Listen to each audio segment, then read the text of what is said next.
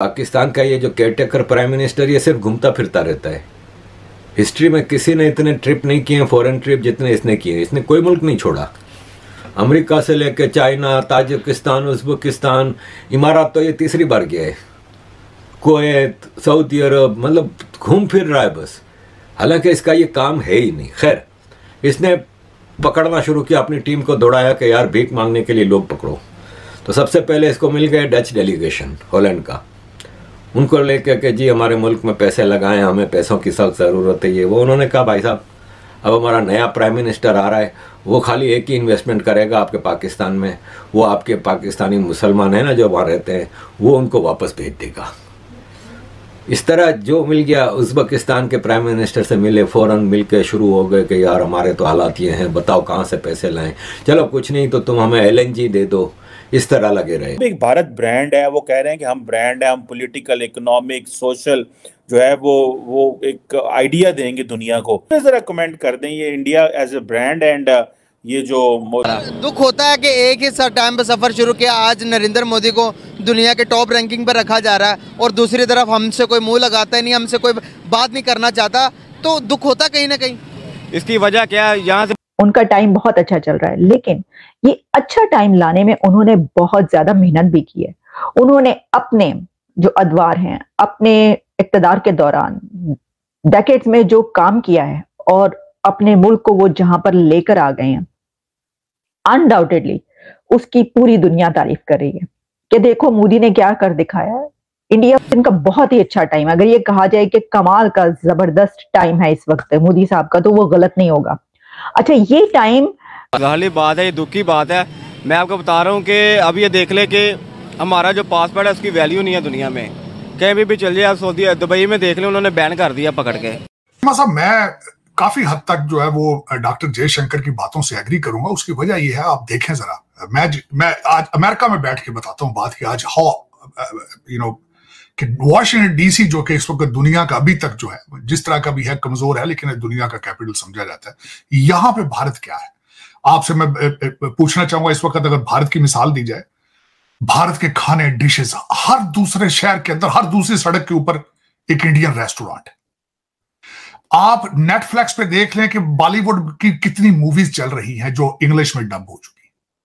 आप देखें किस तरीके से इंडियन म्यूजिक को सुना जाता है, किस तरीके से भारतीय शादियां जिस तरीके से बाहर हो रही हैं, जिस तरीके से मेगा प्रोग्राम होते हैं बाहर उनके। फिर आप इंडियन डायस्पोरा का इन्फ्लुएंस देखें हर बड़े कंट्री के अंदर। अब आप जो एक नया ट्रेंड बन चुका है कि अब मुल्कों के हेड जो है वो सेकंड जनरेशन इंडियन है। तो ये वाकई मैं उनसे एग्री करूंगा कि भारत इज अ ब्रांड, और ये भारत ब्रांड था, पहले भी था। मैं इसकी बात ये करूंगा कि जो मजीद मैं भारत के अपने सब कॉन्टिनेंट की हिस्ट्री पढ़ता हूं तो नजर आता है कि हाउ सिविलाइज दे वर। मैं जो टेक्सला यूनिवर्सिटी के अंदर 2000 स्टूडेंट्स थे at the time when Alexander attacked that region. 2000 teachers उस यूनिवर्सिटी में होना आप मामूली समझते हैं चीज उसको। और फिर ये हिस्ट्री बताती है कि वहां पे जब आर्यंस आए थे तो वेद की किताबें उनके साथ थी। 150 AD की बात कर, तो ब्रांड तो था, पहले भी था। अब खैर मैं समझता हूं कि उनको एक चांस मिला है, लेकिन उसका सीक्रेट सिर्फ तालीम है। तालीम के साथ उनकी इस वक्त अगर मुझसे पूछा जाए ये क्वेश्चन कि भारत की तरक्की का सीक्रेट क्या है, तो सिर्फ वाहिद एक ही सीक्रेट है कि उनकी यूथ जो है इज एजुकेटेड यूथ। वो जहां भी जाती है वो टेक्नोक्रेट बन के जाती है, वो डिग्गियों में नहीं फंस के जाते, वो किश्तियों में डूबते नहीं जाते। नमस्कार दोस्तों, जय हिंद। हाल ही में हमारे फॉरेन मिनिस्टर एस जयशंकर जी का एक वीडियो वायरल होता है जिसमें वो कहते हैं कि भारत जल्द ही विकसित देश बन जाएगा और बाकी सारे विकसित देश भारत से काफी पीछे चले जाएंगे, ऐसा उनका कहना है। ये वीडियो काफी लंबा था और सोशल मीडिया पे काफी वायरल भी हुआ। सोशल मीडिया सहित भारत की मीडिया और पाकिस्तान की मीडिया ने इसके ऊपर काफी रिएक्ट भी किया। पाकिस्तानी मीडिया पहले से ही भारत पे जलता आया है और खासकर पिछले 9-10 सालों से, जब से भारत की इकोनॉमी और भारत की डेवलपमेंट कुछ अलग ही ग्राफ पे नजर आ रही है। ये देखकर पाकिस्तानी काफी परेशान है और दिन ब दिन कोई ना कोई सरप्राइज उन्हें भारत के हवाले से मिलता है। जब पाकिस्तानियों ने ये वीडियो देखा तब वो डिबेट करने लगे कि कोई ऐसा कैसे कह सकता है। जयशंकर जी ने कहा कि भारत एक ब्रांड है।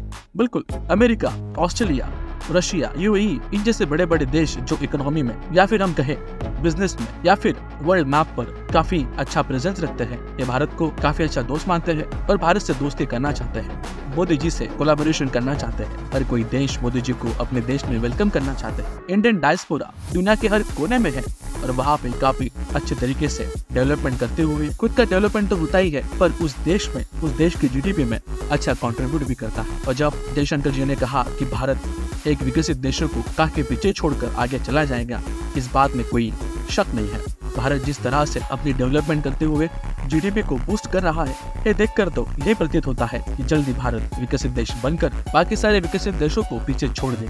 2 दिन पहले ही हमारे जीडीपी का नंबर्स आए। 7.6 रेटिंग के साथ हमने जीडीपी की ग्रोथ की है। ये ग्रोथ दुनिया में सबसे ज्यादा है। बाकी सारे देशों को 4 का आंकड़ा पार करना भी काफी मुश्किल था और वहाँ पर भारत ने 7.6 का आंकड़ा पार कर दिया है। ये अपने आप में काफी बड़ी बात है और कोरोना के काल से कई सारे इकोनॉमीज को फिर से रिस्टोर होने के लिए काफी बड़ा समय लग रहा है और यहाँ तक कि कई सारे देशों की इकोनॉमी अभी भी रिवाइव नहीं कर पा रही है। पर भारत ने कोरोना के समय में भी काफी अच्छे से अपने जीडीपी को बरकरार रखा, ज्यादा नुकसान न करते हुए जल्द ही अपनी इकोनॉमी को रिवाइव करते हुए फिर से जीडीपी का दर हासिल कर लिया है। यह न्यूज देखने के बाद वेस्टर्न मीडिया सहित पाकिस्तानी मीडिया भी काफी आश्चर्यचकित हो चुकी है कि भारत इतना सस्टेनेबल इकोनॉमी कैसा रख सकता है। भारत हर क्षेत्र में डेवलप करता आ रहा है और कोरोना के बाद भी इनकी जीडीपी काफी अच्छे से बढ़ रही है। पाकिस्तानी और एक बात पे परेशान है। हाल ही में कुछ दिन पहले आईएमएफ की तरफ से भारत का जीडीपी का एक आंकड़ा सामने आया था, जहां पर हमने लगभग $4 ट्रिलियन का आंकड़ा पार कर दिया है और जल्दी हम दुनिया की चौथी बड़ी इकोनॉमी बन जाएंगे। ये आंकड़ा एस्टिमेट था पर इसके होने के चांसेस काफी सामने हैं और अगर हम इसी प्रकार से अपनी जीडीपी को बढ़ाते गए तो जल्दी हम जापान को भी पीछे छोड़ देंगे। महज कुछ बिलियन ही बाकी है जापान को क्रॉस करने के लिए और भारत दुनिया की तीसरी बड़ी इकोनॉमी बन जाएगा। जैसे ही आईएमएफ के आंकड़े दुनिया के सामने आते हैं, पाकिस्तानी मीडिया परेशान तो है पर वेस्टर्न मीडिया जो भारत पे चलता आया हुआ है ये भी परेशान हो चुका है कि भारत ने इतने सही तरीके से, इतने अचूक तरीके से अपने इकोनॉमी के फॉर्मूला यूज करते हुए भारत की इकोनॉमी को बढ़ाया है, जीडीपी को डेवलप किया है, प्राइमरी, सेकेंडरी और टर्शरी सेक्टर को काफी अच्छे से बूस्ट देते हुए अपने इकोनॉमी को एक सस्टेनेबल तरीके से बढ़ाया है। ये देखकर वेस्टर्न मीडिया सहित पाकिस्तानी मीडिया भी काफी हैरान है। कुछ ही दिनों पहले यूएई में COP28 हुआ और इस समिट में हमारे प्राइम मिनिस्टर श्री नरेंद्र मोदी जी को जिस प्रकार से मान सम्मान मिला ये तो देखकर सारी दुनिया भी थक हो गई। हमारे प्राइम मिनिस्टर को फ्रंट रो में खड़ा किया और दुनिया के बड़े बड़े नेता ये 2nd और 3rd रो में थे और उसी दरमियान पाकिस्तान के टेम्परेरी प्राइम मिनिस्टर है सबसे आखिर में एक कोने में खड़े कर दिए गए। पाकिस्तानियों को ये देखकर काफी बुरा लगा कि हमारा देश एक मुसलमान देश है और मुसलमान देश का प्राइम मिनिस्टर किसी दूसरे मुसलमान देश में जाकर भी उसे कतार के सबसे आखिर में और कोने में खड़ा कर दिया, जिसे पूछताछ करने वाला कोई नहीं। ये देखकर पाकिस्तानी भड़क गए हैं और उन्हें बुरा भी लगता है। पर कोई पाकिस्तानी ऐसे भी है जो बार बार इसको उठाते हुए कहते हैं कि जो देश भिखारी बन चुका है, जो जहाँ जाता है वहाँ भीख मांगता है, उसके तो यही औकात है।